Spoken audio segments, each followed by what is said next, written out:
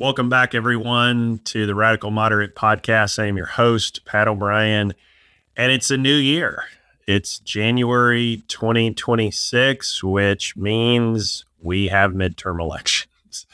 You may be hoping for that if you're wanting a change in leadership, if you're wanting a check on presidential power, or you may not be that excited about it if you feel like President Trump has a lot more to accomplish in addition to his big, beautiful bill and the things he's trying to do, with efforts with ICE, et cetera. You may think, oh, the Democrats are going to maybe get back the House or maybe worse, and it's going to stop the progress of President Trump.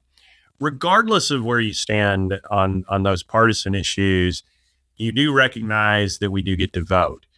And we have elections this country, congressional elections, every 2 years. These are the off-year elections because the president isn't running, and there's there's always less turnout in a non-presidential year, but you still get to vote. Your voice still gets to be heard. And today, I want to dive into, though, what are your real choices, and not just in terms of candidates, because if you live in a congressional district, you're going to have a choice. But is it going to be a meaningful choice? Because one of the questions is, do you live in a swing district? Do you live in a district that could really go back and forth between a Democrat or Republican? Not to mention the fact that you don't have any other real choices. You don't ever see any true independents that win in Congress. And this episode was actually at a request from one of my listeners, Ethan. So if you're listening, you had talked to me a month or two ago about maybe I should do an episode on gerrymandering and redistricting. So that's what we're going to do today. Now, my thesis to you is that we don't really, in this country, we don't lack moderates in Congress because Americans are extreme. We lack moderates because our map drawing system in this country really filters the moderates out. And so for those of you, who don't know just a ton about it, the Constitution prescribes redistricting. Typically, we do it after a census every 10 years. As we've learned, you don't have to do it every 10 years. You can do it more often. And there's supposed to be basic rules of the game, and I'll get into that later.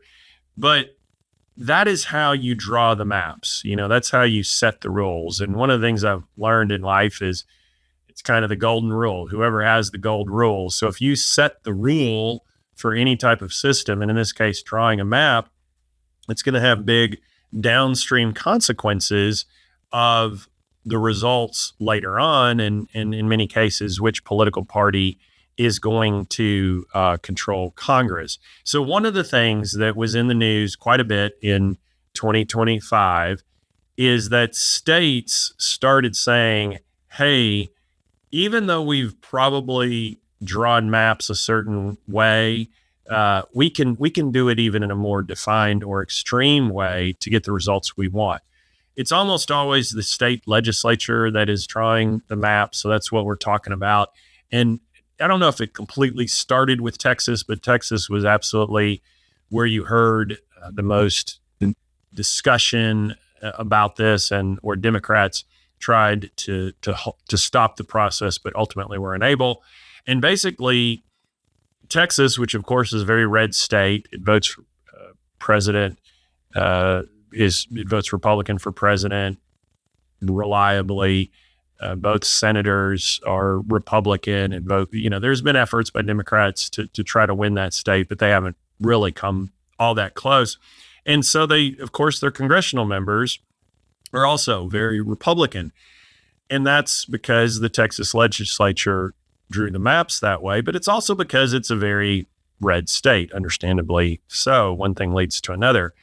But in 2025, the Republicans went back and said, we can make it even more Republican. Like, we can squeeze out, 4 or 5 more seats somehow, in an effort really, in a way, to just try to rig the system. Well, in California, led by Governor Gavin Newsom, opposite side of the spectrum, an incredibly blue state. They vote reliably Democrat for president, 2 U.S. senators, et cetera. An overwhelming number of Congress people are Democrats.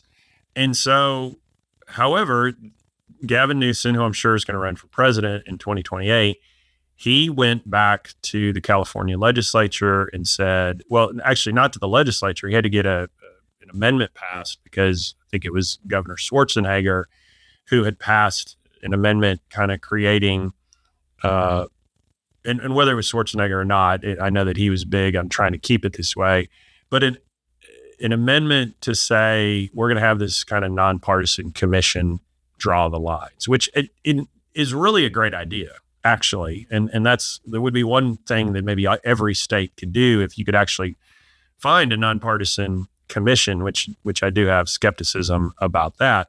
But the bottom line was California looked at what Texas was doing and said, we're not going to let you create Republican seats that didn't exist before halfway through a decade when it's uncommon, at least, to say that you're going to redraw lines, because what we're going to do is the exact same that you're doing, Texas. We're going to redraw lines for Democrats and kind of cancel you out. And then a lot of states looked at it. I will notably say that Indiana looked at it, and I'm pretty sure that President Trump had communicated to the governor and state legislators in Indiana that he wanted more Republican seats there. And at least as the time of this taping, the state rejected it. They said no, and they didn't vote to go back through the redistricting process. And good for them, I guess. But I say I guess because what are we really doing here? At the end of the day, what are we really doing? And so that's what's been in the news. Now, I want to break it down a little bit more to go back just a second.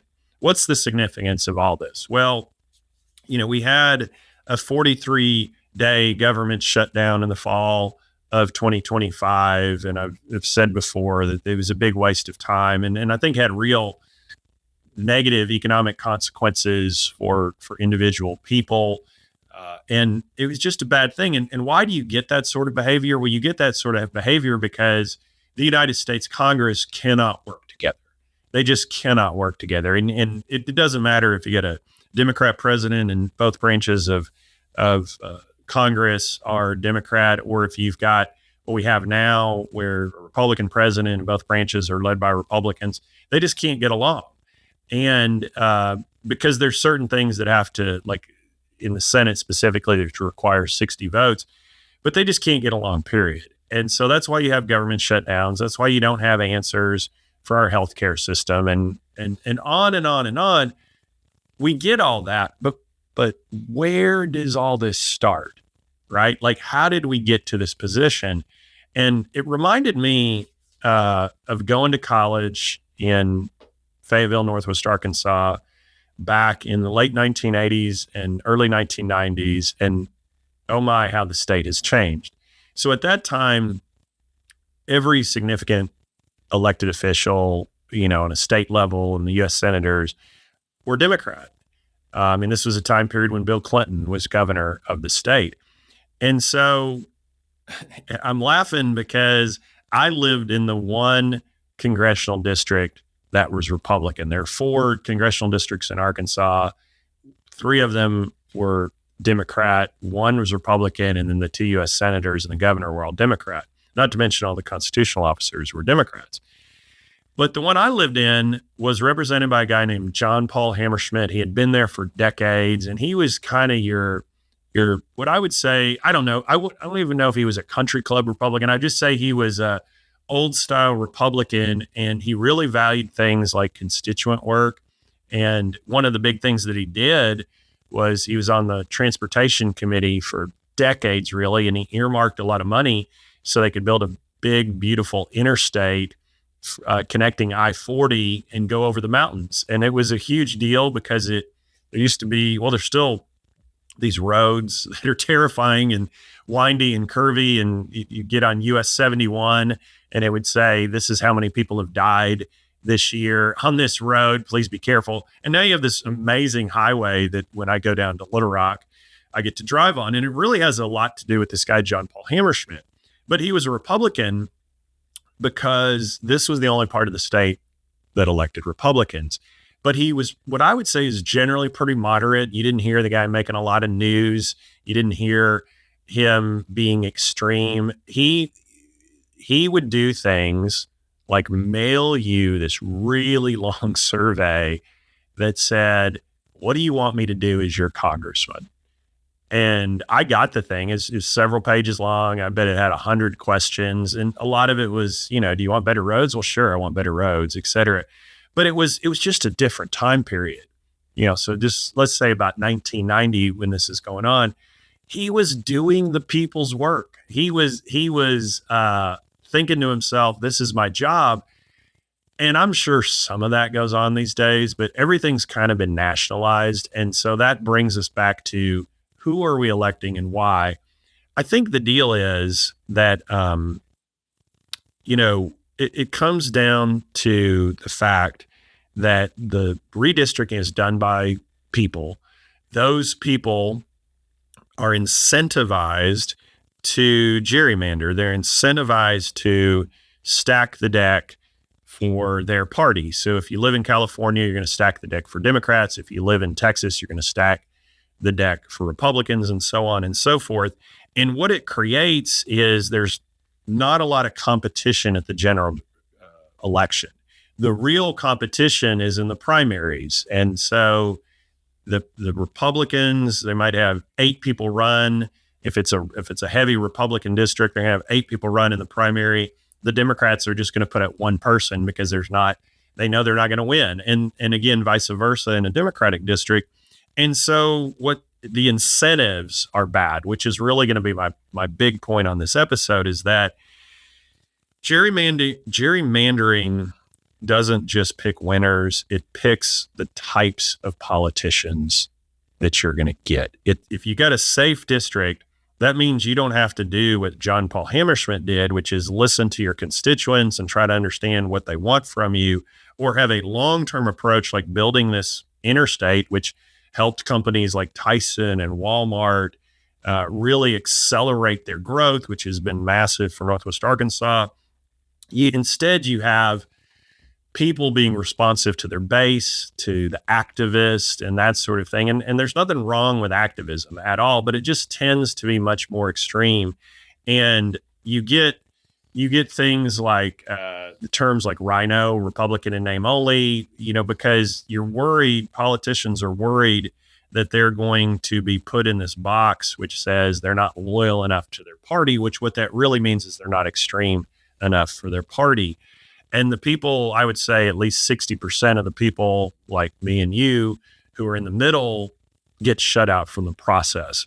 And so, one way to think about it is when the only election that matters is the primary, the most intense voters become the most powerful voters.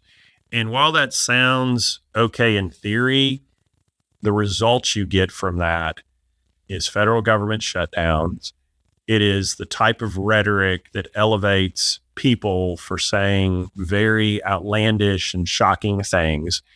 It's the fact that we never pass budgets in this country. I mean, literally, we never pass budgets. Everything's a concurrent resolution that just keeps going on and on. We don't tackle big, huge problems like healthcare, like our debt, et cetera. The incentives are wrong. The game is rigged, folks. The game is rigged. So what are we going to do about it? What can we do about it? Here's my big idea for the week leading into 2026 that just probably has no idea of passing anytime soon. But my big idea is to turn it over to AI.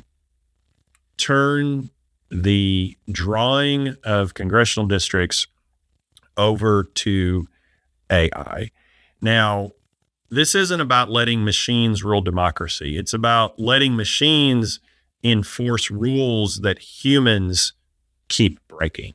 It's like let AI save us from ourselves, because you can create parameters that do this. Now, I think if you're going to have like a nonpartisan board that's going to be a part of this process, that nonpartisan board would be setting the parameters for the AI, because AI, my dealings with it, it can be benign and neutral in its thought process, and it can call you out, if you're doing the wrong thing. It's new and tested, et cetera, in many ways. But let's go down this. Just follow me for a minute on this journey. Let's go down this road for a second.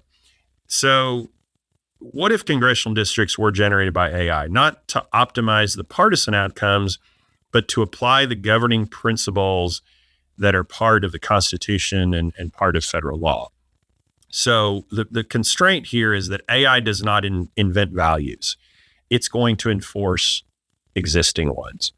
So what are the constitutional and legal inputs that AI could be required to use? Well, these are all things that are coming from established law or the Constitution itself, but primarily for a lot of Supreme Court rulings over the years. Equal population means one person, one vote, et cetera. Contiguous districts, compact districts, respect for political subdivisions like counties or city lines. The Voting Rights Act protections could all be put in there. The equal right protection principles could all be putting in there. And you wouldn't do partisan inputs. Like you wouldn't say, well, this district votes Democrat or Republican. Now, let me come back to that for a second, because I know that I know some of you are saying, oh, Pat, he likes to throw some big thing out there that's just completely unrealistic. I don't know that it really is. Maybe it's unrealistic now because of no one's going to go for this now. But within a few years, we're going to have redistricting coming again, and AI is going to be far more established than it is at this time in 3 to 4 years from now. So it's very possible. It really is. And I think it's something that we need to consider, primarily because nothing else has worked. Now, you might be saying to yourself, I don't want machines or, somebody's going to tamper with the data and all that. I don't want that making these decisions. And there can always be some checks and balances here. But what I want to tell you is that's already what happens. So I ran for Secretary of State in 2010 and lost. But if I had won, I would have been part of a 3-member board that drew the lines for state House and state Senate. Now, that's not what I'm talking about here, but it's a similar process and to what is done to draw congressional lines. It's called the redistricting board. That's how it works in Arkansas. But I'd seen it happen, and in terms of like from a technological standpoint. And what happens is we already had the technology even back in 2011 to know what a district was going to look like, how it was going to vote. And you knew how much people made, their ethnicity, all the things. And that was 15 years ago. So we got so much more now. And people were already putting their thumb on the scale using the technology. And then you go back 100 years, how many ever you want. I mean, the term gerrymandering, you can look it up yourself, but I mean, it comes from a very specific situation where incredibly odd districts that make no sense at all except to elect a certain person or political party. That's the only reason they were designed. So the thumb has been on the scale since the very beginning. And then the technology that we currently are using is not benign. It is absolute. And it's not because the people making the decisions have an agenda. And had I been the Democrat Secretary of State, I probably would have had that thought of thinking myself at that time. I don't now because 15 years have passed and I see I'm not part of, the matrix anymore. Like I'm seeing it from the outside. And I realize that it's bad for our country to have the division that we do. And I truly believe that if you had fair districts that were drawn with common sense, you would dramatically increase the amount of moderation in the United States Congress because there would be so much higher incentives to put candidates forward that were moderate. Because here's what would happen. Let's say that you got a pretty good swing district, and in any given time, depending on the performance of the president and that political party, it's going to go either way. Let's say in this case, the Democrats are like, we want this round, we want ideological purity.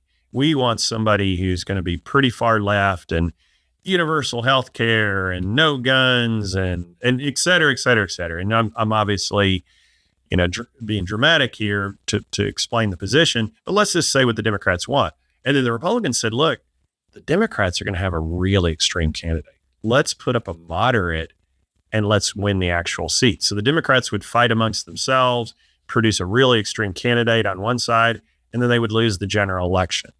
And it could go the opposite way. The point I'm trying to make is you want the political parties to be incentivized to put up people who think from a moderate standpoint first. That's what you want. That's how we get out of this thing. And that's never going to happen under the current system. I mean, 2025 is just an example of how much this thing can boil over with what Texas and California did to change the rules of the game, and Indiana, and we'll see if they get all the way to the election without changing the rules. But they thought that was such a bad idea that they stood up to President Trump and said, no, we're not going to let this happen. So how would you do it? Congress and state legislatures, and it would definitely require some kind of constitutional amendment, which would be incredibly hard to pass. But you could set transparent criteria. You could have AI generate hundreds of valid maps that people could look at. They'd all be publicly published. You could have, the courts are always going to be involved. Like I said, you could have this nonpartisan tech committee that could help set the parameters. By the way, if you, I'm married to somebody in tech, so they have kind of an engineering mind, and you just find a few good IT people, and they'll help us solve this problem. They really will, because that's where they start from. Is they want the data to work, they want the code to work. So I think this is something that we could really do if we set our minds to it. Here's what you want. You want the power shifting from the politicians choosing their voters to the voters choosing their politicians. Not because AI is wise, but because you can create restraints with AI that you simply cannot create with humans. It's just proven. Humans, they don't have the willpower to see through handling this process in a way that would be beneficial to all. So yeah, let's let AI, do it better than the humans do. That's my logic behind this. And so, how would this happen? Again, you definitely have to have some kind of constitutional amendment. I don't think it's going to happen anytime soon, but I think there's advantages to it. The first advantage would be, I think you could constrain the AI with its criteria to not be self-interested. There's not a re-election fear, that you have when the legislature is picking the congressmen, because they all know each other. I mean, these are people who rely upon each other for everything. You would decrease what I'll call tribal loyalty and extremism. So we don't need the AI to be moral. Okay. We need the AI to be boring and draw really boring maps and then let us vote. Now, I can anticipate some objections to this. I'm sure quite a few. The first objection, AI can be biased. Well, yes, of course it can. But so can humans. And in fact, we know that, the human bias is very difficult to prove. Whereas the AI bias can be audited, and I think you can again set criteria that shows, okay, that would, the code didn't work in that instance. Second, this removes democratic control somehow. I don't agree with that, because we've been using technology to build these maps for a long time, and all the only thing that's happening here is you're removing a lot of the partisan valuation that goes into the way that these districts are drawn. And so map drawing is not democracy. Map drawing is neutral, or should be. Voting is democracy. And I think that, one of the issues that we do have is a lot of people who are moderate are not passionate. They're not radical like me. and they sit on the sidelines, and they do that because they think the whole thing's rigged anyways. And they're like, it doesn't matter if I go vote. I mean, how many times have you heard somebody say that? It doesn't matter if I vote.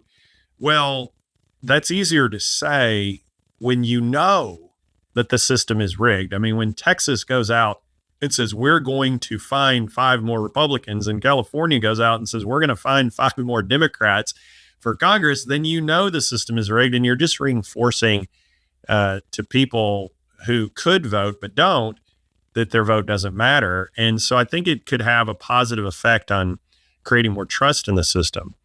The next objection might be, well, the Constitution doesn't mention AI. Well, it doesn't mention the internet or iPhones or anything like that. And I understand that, the Supreme Court, if this was just a congressional action, it would definitely go to the Supreme Court. If it was an amendment, it'd go to the Supreme Court, but if the language was clear, it would work, I believe. Look, tools change, okay? Tools change. Principles don't. And so I think we can use that criteria earlier that I stated earlier, the compactness, the contiguousness, the blending in all equal protection, civil rights principles into this, and it could work. So, I kind of view this podcast as a way to provoke thought, to generate ideas. I'm not elected to anything. I don't have any power beyond hopefully talking some sense now and again. And people say, he's kind of onto something there. And so it doesn't have to be exact. Anytime I say something in this podcast, it doesn't have to be exactly the way I say it. It's more thinking, look, we've got AI. We have these tools. We could constrain it. We could at least give people an option, right? Maybe one thing I'm thinking here is you could have both systems for a while, and you could have the people system, the way we've done it forever, that we essentially know is rigged, and then you could compare it to the AI system and see what those two realities look like. So at least it would start developing more choice. So kind of here's what I'm thinking. If we want a Congress with more moderates, we don't need to beg politicians to behave better. I just don't. I think we've been doing that, and it's not happening. Instead, we need to stop designing a system that punishes them for doing so. Gerrymandering didn't polarize America overnight, but it quietly trained our politicians and toward the extremes. The radical idea isn't trusting AI to somehow save our democracy. It's admitting that humans shouldn't be trusted to rig it. That's what I'm saying. And I want to thank my listener, Ethan, for coming up with this. It made me think, how do I want to approach it? And as I go down this journey with this podcast, I'm really, I guess, starting to believe my own Kool-Aid a little bit. And what I mean by that is I'm just throwing some ideas out there. Somebody who's listening to this needs to take some action with it. And it doesn't have to be immediate action. I don't know. You could be listening to this in 2031, 5-6 years from now, and say, wait a second, there were people talking about this that long ago. This can be done. And if we get enough people who are willing to ask the questions, who are willing to throw out some radical ideas, I think before you know it, people say, that's not that crazy. The crazy thing is not changing what we're doing. The crazy thing is continuing to do the thing that doesn't work and then grousing about it, complains like, why don't we fix the system? Well, we're not even trying something different. So that's, trial and error, entrepreneurial spirit. That's how we're going to get out of this. So let's try something different. If nothing else, let's run some AI models and just kind of see what it might look like. Well, folks, our Congress is a real problem. I think we're probably all going to agree on that. And if you've got ideas, I don't have channels yet of how people can really interact with me in a big way. I've got a YouTube channel, et cetera. I think in the next month or two, I'm going to start kind of producing some ways that you can give me more feedback, because I'd love to hear it. For now, just help me spread the word. And if you got some great ideas, you can Google Pat O'Brien. I'm sure you can figure out how to get a hold of me. It won't be that hard. Thank you for listening. And for this episode, that's the POV of POB.